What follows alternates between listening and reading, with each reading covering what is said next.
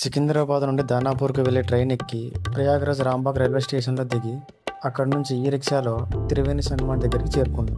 అలా ఇక్కడ నదిలో స్నానం చేసి తిరిగి ఇక్కడికి దగ్గరలో ఉండే మాధవేశ్వరి దేవి శక్తిపీఠం దర్శనానికి వెళ్ళాం.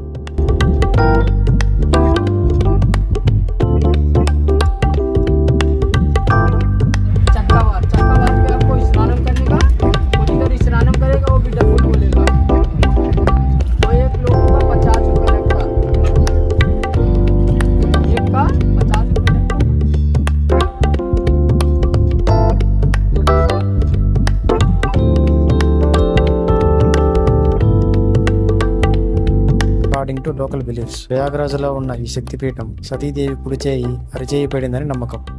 ఈ ప్రదేశం 52 శక్తిపీఠాల్లో ఒకటిగా పరిగణించబడుతుంది. ఇక్కడ అమ్మవారి విగ్రహం ఏమీ ఉండదు, కేవలం ఉయ్యాల మాత్రం కనిపిస్తుంది మనకు.